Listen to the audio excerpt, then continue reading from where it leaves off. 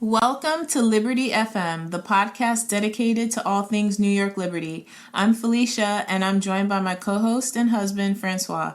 This is Game 2 on the road for the Liberty as they face off against the Indiana Fever. This was a sellout crowd in Indiana due to this season's #1 draft pick, Caitlin Clark. I think new fans to the WNBA thought this would be a good game for Indiana, but they too got their welcome to the league moment tonight, witnessing a dominant win by the Liberty, 102-66. Francois, how do we feel about this game? I mean, we're feeling great. I think people forgot who the Liberty were, and that last year they were the runner-up in the 2023 season, that they were the third best defensive team in the league last year.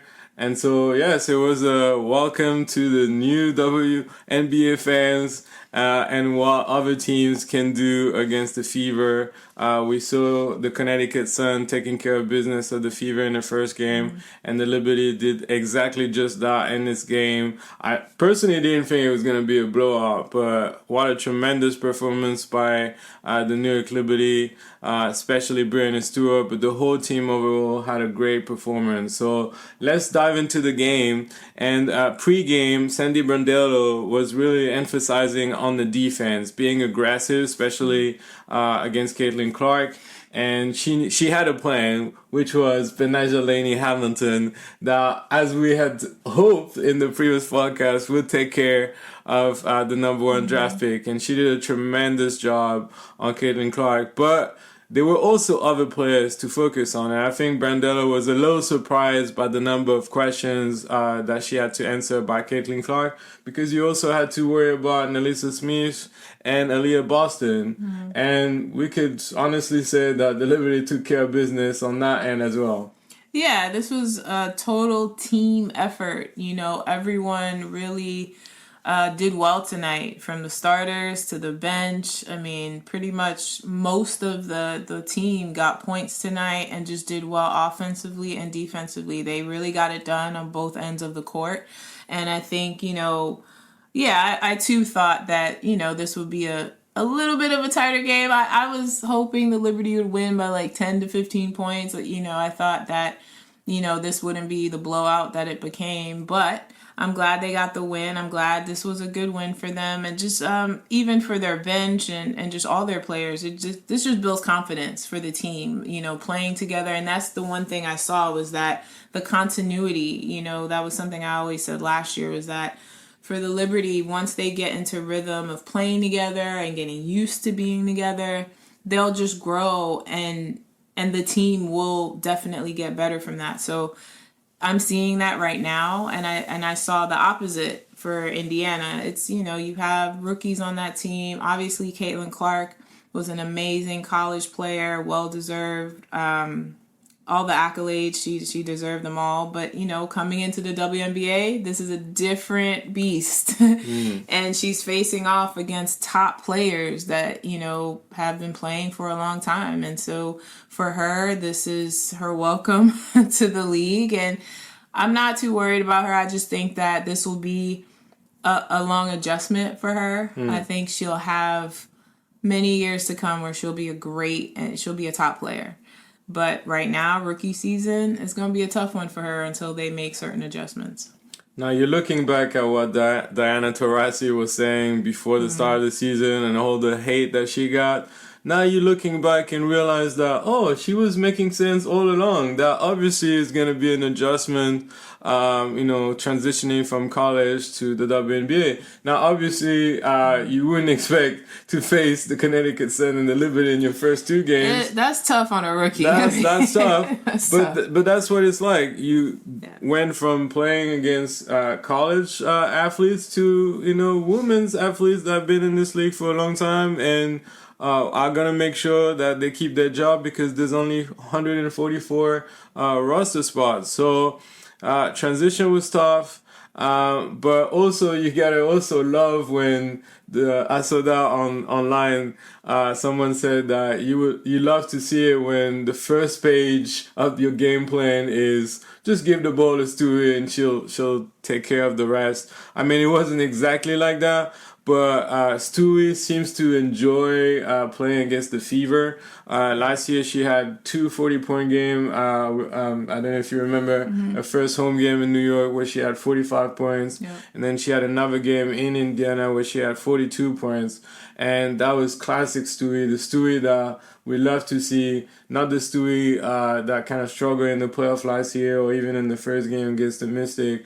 She was just perfect tonight with 31 points and 10 rebounds. Yeah, I think this game, she let the game come to her, and so it was really a great game. And I even think the first game, you kind of get some of the, I don't want to say nerves, because I don't think she came in like nervous or anything like that, but you kind of get a little bit of the rust off, I guess, if you want to call it that. But so I wasn't worried about Stewie. I know she's going to get her points. She's going to come back, even if she didn't have a great first game. She'll come back in this game, and Indiana suffered for it. But she got to her spots, and that turnaround jumper is just a thing of beauty for her, and she did it many times tonight. So, Stewie she's our MVP. Yeah. So you expect her to she can have off nights, but you expect her to bounce back. That's just the professional athlete that she is.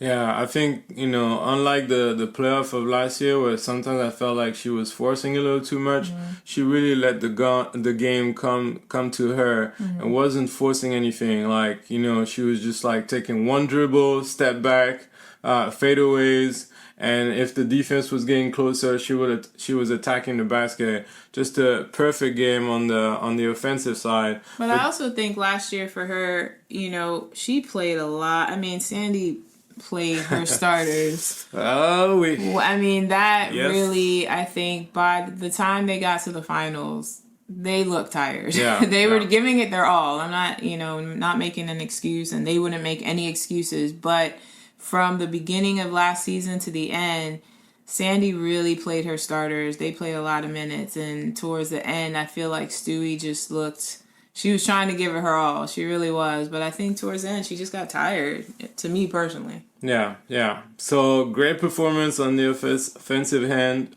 but also defensively. I think, besides all the talking about Caitlin Clark, I was more worried about NaLyssa Smith and Aliyah Boston, to be honest, because last year against the Liberty, they did pretty well. But JJ and Stewie locked them down in the paint. I think that JJ decided to go a little, quite physical on Aliyah Boston to the point where Aliyah got frustrated a little bit. There was a bit of a shuffle. I'm not going to translate what JJ said, but I'm sure everybody could read her lips when they saw that play. But that was feisty. Yeah, it's just basketball. I mean, people are going to get feisty. People are going to get annoyed. I mean, it's just defense, and sometimes it's hard defense, and that's what JJ was given to Boston. So it's fine. You're going to have that down low, and it's frustrating because even for Aliyah Boston, she is pretty good in the paint, and I think now she just had a lot of trouble tonight. The shots just weren't landing for her as much as she hoped, and the same for Smith. They just weren't going down for them. And also that is with Stewie and JJ just in the paint disrupting every play. Yeah. Stewie had a nasty block on Aliyah Boston. A monstrous block against Aliyah Boston. She had like 2 almost consecutively in the game. It was awesome because there was one where she waited for Aliyah Boston to come into the paint and block her. But there was another time where, and she did that quite a few times, where when she felt like Aliyah Boston was going to beat JJ in the paint, she came and tried to help and cover and try to disrupt her shot. And, sometimes she blocked her, sometimes disrupted Aliyah's shots and wasn't getting in. I mean, you look at the stats, she ended up 5 for 15 from the field, 12 points and 7 rebounds. I mean, I'll take that any day from Aliyah Boston because that means the defense did their job. Stewie was on NaLyssa Smith, and NaLyssa Smith only scored 5 points, 2 for 6 from the field. So you gotta be happy with what JJ and Stewie did, and they were not so much into foul trouble. JJ a little bit in the first quarter, but she was replaced tremendously well by Nyara Sabally, who was much more active on defense. And I think Sandy at the end praised Nyara Sabally. We have to look back at last season, rookie season. She had not played for a year due to a knee injury. So it was going to be hard for her to readjust and be in full shape. But this year, you could see the difference with Sabally. Much quicker. She plays on the strength, and she did a great job with the few minutes she was given. Yeah, she had a few blocks in there as well. I really enjoy watching Sabally, and even Sabrina had a great pass to her, easy bucket. It's just good to see some of the players come from the bench that are talented players and you want to see them do well. And I'm just really happy that these first couple of games for Sabally, she is doing well. And I just hope that she gets more minutes because I think she's due. Last year, it's her rookie season. She didn't get as many minutes, but then when she went overseas, she got a lot of time to play overseas and come back. And just, she had a little bit of rest and now she's ready to go. And she looks amazing. So I think she's a great addition to just even helping JJ when JJ needs to get a rest. Yeah. The other thing that I really enjoy in this game was Sabrina Ionescu attacking the baskets. That we've been asking for it like all season long last year. I'm so happy to see Sabrina attack the basket. I'm not saying she's going to get every shot off, but just that fight, and we know it's there. Like, I don't think Sabrina was afraid to go to the basket by any means. It was just she just had to work on her moves and getting to the basket and not getting blocked all the time. And she's really worked on that, and I'm really happy. She has that floater. She's getting that mid-range going. I love it for her that she's really going for it and attacking the basket. And I think that's just going to build her confidence. The 3 ball wasn't really going down for her too much tonight. But she got points in the paint though. And she did it in other ways. And that's the thing for Sabrina that I really didn't want her to just be this like 3-point star, because that would just limit her and people could just easily like double team her and then, that's it. But she's just becoming that versatile player and I love it. Give her flowers because she is really working hard on just offense and defense. Just seeing her, I know they try to pick on her defensively a little bit tonight. And she did well for herself. I'm not saying she's not going to be, Betnijah Laney-Hamilton. I know that, but she's gonna get better as the season goes on. No, it was great to see because last year, as you said, she kind of became that 3-point specialist, and maybe people forgot that she could do other things. I mean, she was, Miss Triple Double in college, so she could do a whole lot of other things.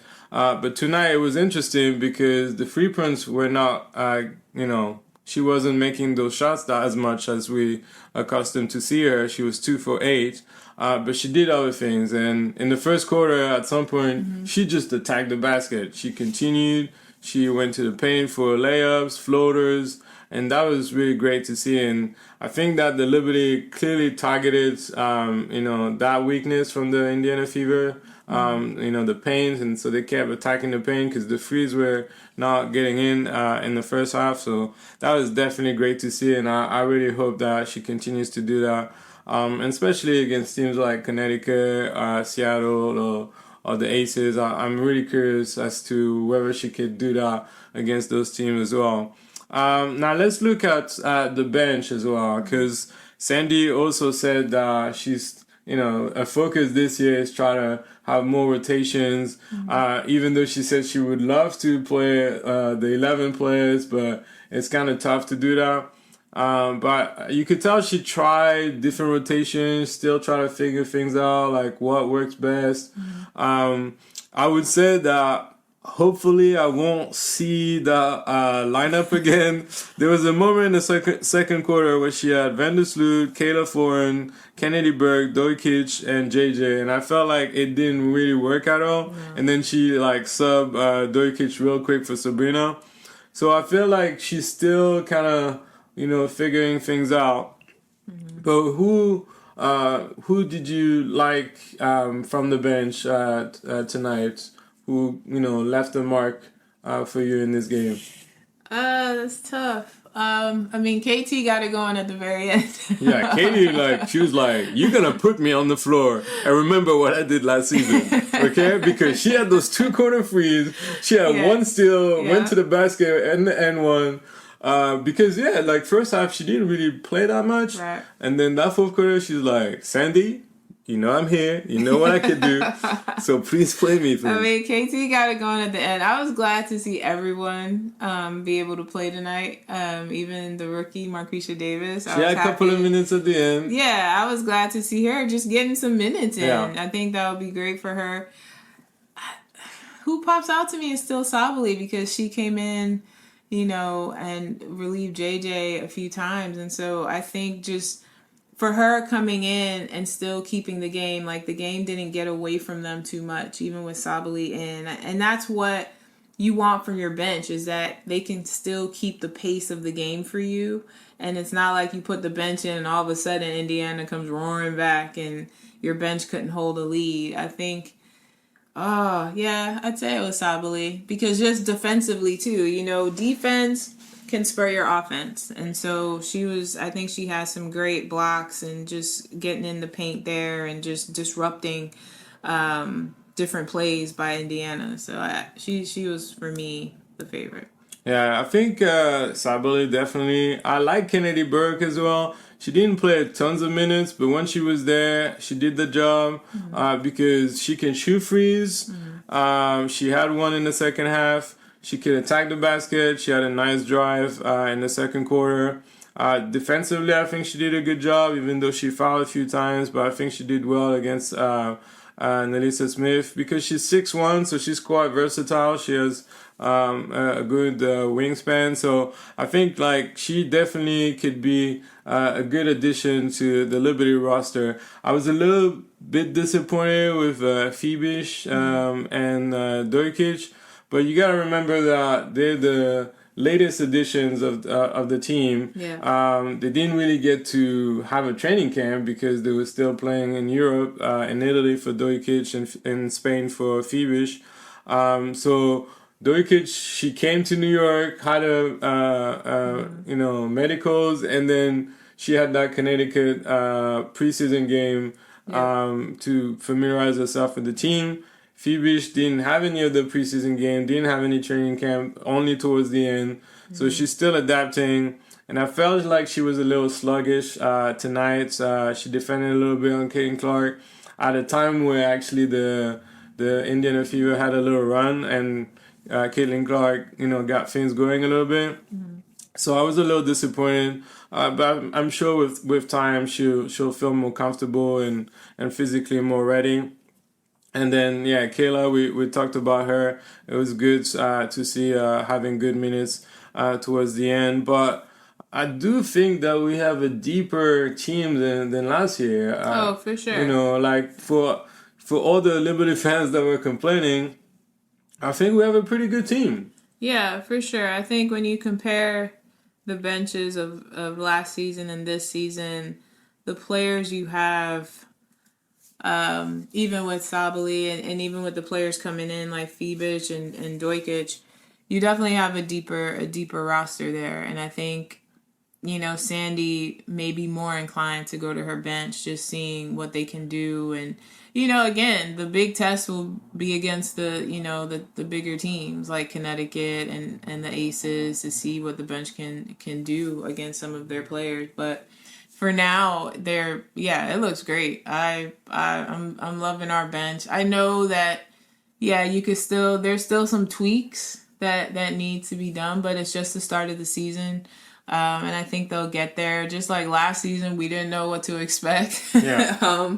With a brand new team trying to figure this out, and they still were able to be number 2 in the league. So I think now they're off on a better foot, and they can really make a good run of this. Yeah, so the second half, we were a little worried because the Liberty ended the second quarter with no basket for like 3 or 4 minutes, and then it took them a minute to score a basket in the third quarter. The Fever, I think, won the third quarter, and at some point came back like minus 11 or minus 12. So you thought that maybe they were gonna have a run, but in the end, in the fourth quarter, the Liberty took care of business and never looked back, and it was a comfortable win. So it was really great to see. And so those two teams are going to face each other again on Saturday for the first game of the season at home in New York. What do you expect from that game, and especially the crowd and the atmosphere? Because the last game that we get to see the Liberty play at home was that final loss against the Aces in the final with a sold out crowd. Mm-hmm. I really hope that we can have the same or close to the same for that first game. But what are your expectations for that game? I don't care if we have 8,000 people or 16,000 people. It's going to be loud. I think that's what Liberty fans will bring. It's going to be loud. It's going to be a wild but fun time, because I think Liberty fans are some of the best fans in the league for sure. And I think that, we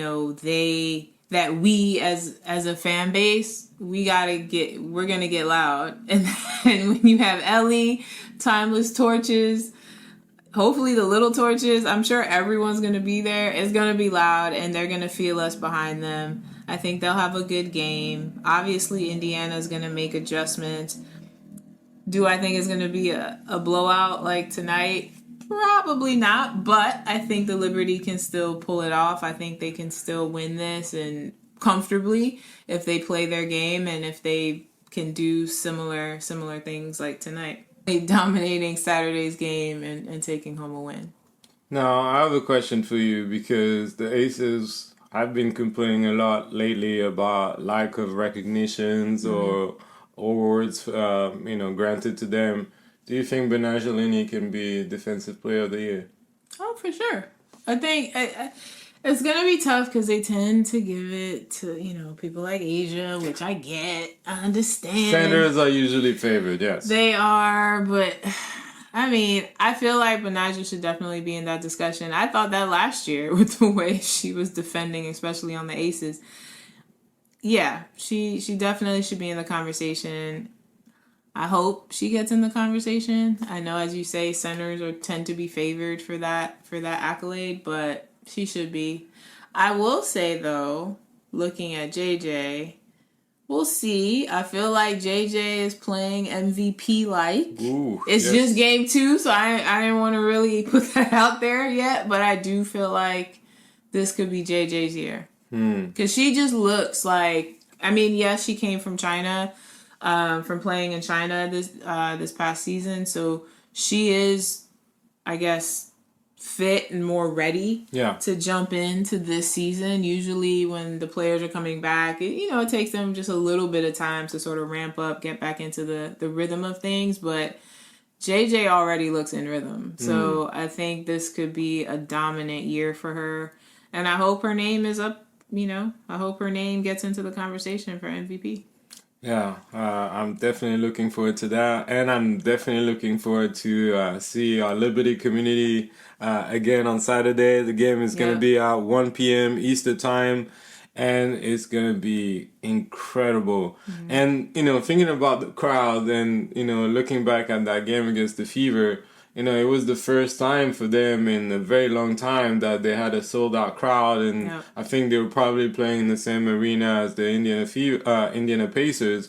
But you could tell that there was a lot of new fans, They were, the game didn't go the way as they expected, but you could tell that they were rooting for the team, but it was just like very the ebbs and flows. Ebbs and flows, and that's when a fan base you don't build it just in one day. Like the Liberty had a strong fan base for all those years at Madison Square Garden, and then they moved to Worcester. But then when they moved back to Brooklyn, the pandemic happened. They were a bottom team during that time. Yeah. Even when they came, to the Barclays in 2021, it was still a COVID year, so a lot of restrictions in terms of fans. That was wild. Yeah, just remembering the COVID. Yeah, like we were like spread out all across the stadium. You could only have like I think 2,000 or 2,500 people in the arena. Yeah, I remember that we would go to games and be spread out like so far from each other. I mean, we still brought the atmosphere, but it was very, very weird. Like, and then the following year, like you could tell there were a little bit more fans. Even last year, there were fans at the beginning, then gradually as the season progressed, there was more and more fans, and it was so loud. So many passionate fans, and then the Timeless Torches, Aliyah. Like all the players said, like how loud like the Barclay was and how exciting it was to play in that stadium. So the Fever, they're just starting to build a new fan base and a new team. So it's gonna take time. But we are the blueprints, or at least one of the blueprints of this league. I don't want to obviously forget some of the other teams. But that Barclays Center on Saturday is going to be incredible, and I cannot wait. It's been like a long time, almost 7 months since that final last year. So it's going to be a good time. It's and for the Fever, I hope that with the new fans coming in that they remain. I know a lot of them are season ticket holders, so I hope they are able to stick in there with the team, because based on the schedule the Fever have a really tough schedule. They got the Storm, they got the Sun again, they got the Aces, they got the Liberty. Like, that's a tough start. The only game, and even the Sparks, they have the Sparks, but even them, you can't just say like, oh, this is gonna be an easy game. No, none of these games are easy. I wouldn't be surprised that they go 0 and. Stop it. All right, careful. You're gonna have some problems. You're gonna have some fans coming at you. But listen, Connecticut, Las Vegas, New York, those are the top 3 teams last year. They're not facing, like the number 10 team or the number 12. Like, you're facing the top 3 that were battling last year to get into the finals, battling to win the finals. Like, this is not easy. So this first go round for them, these first few games of the season is going to be really, really tough, and it's going to test them, and hopefully their fan base will be right behind them, because they're going to need that. Just like any fan base, we've been there with the Liberty, watching them, even in the losses. Like, the fans will still try to encourage and pump up the Liberty. Like, we still got you, even though this didn't go the way we wanted. We're still there. So we hope that the Indiana fans are not fair weather fans and they stay in there, because it's going to be tough. This league is hard. And, I think for Caitlin Clark, like, she's going to make the adjustments. It's going to take time, though. It's going to be frustrating at times. Welcome to the league with frustrating refs. And, she, as I said, I think I told you, even watching her play at Iowa, I was like, ooh, when she gets to the league, she's going to have a time with the refs, because we all see what the refs do. We see in the arenas the how many times at Liberty games you hear the fans screaming at the refs. And so, I'm sure it's going to be an interesting ride for her. But I think she'll definitely make the adjustment and get better. But this is the first year. Hold strong with the Fever fans. Listen, this is the Liberty sorry. podcast. I'm just trying to encourage, because I feel like, that's a tough schedule. This is none of our concern right now. We need focusing on the Liberty, right? I'm sorry. All right. I got sidetracked. Thank you. But little piece of advice though. Try to come early at the game. The game is at 1 p.m. Usually the doors open like an hour before the start of the game. I wouldn't be surprised if they decide to open a little earlier, because there's gonna be long lines out there. So Yeah. try to get there early so you could fully embrace the atmosphere and the buzz around this game. We'll be there at the game. Don't forget to check our Instagram page, Liberty FM Pod. We'll be recording highlights of the game as well, so that if you didn't get a chance to go to the game, you can have a great sense of what it was like to be at this game. So make sure to check it out as well. But as we always say, Felicia, Let's go Liberty!